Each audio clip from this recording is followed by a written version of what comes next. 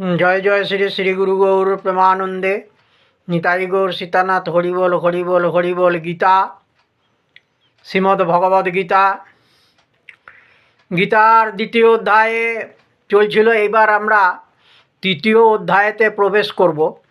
তা তৃতীয় অধ্যায়টা হচ্ছে কর্মযোগ।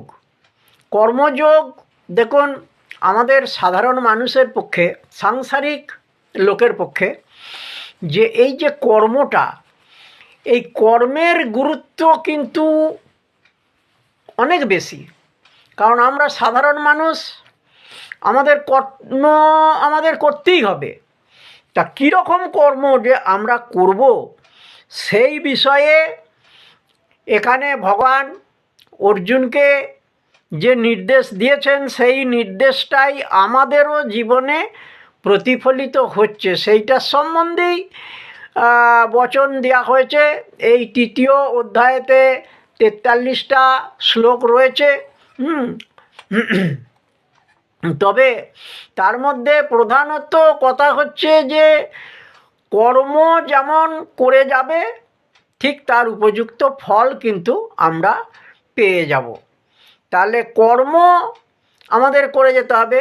বলা হয়েছে যে কর্মে আমাদের অধিকার, নাকি কর্মে আমাদের অধিকার আছে, কিন্তু ফল আশা করলে হবে না।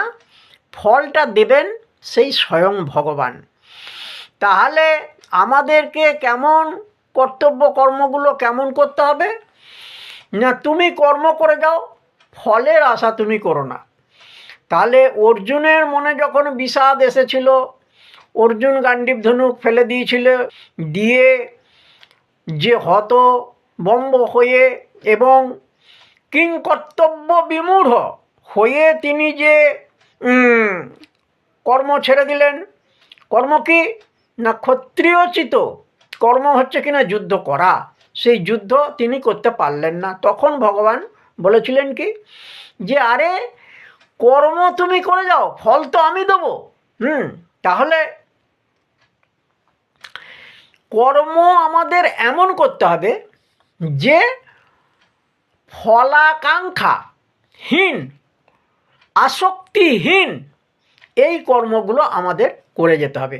এই কর্ম করবার জন্যে যে নির্দেশগুলি, সেইগুলোই তৃতীয় অধ্যায়তে দেওয়া হয়েছে।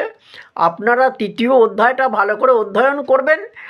আর তৃতীয় অধ্যায়ে যে 43টা শ্লোক রয়েছে, তার মধ্যে বিশেষ করে আপনারা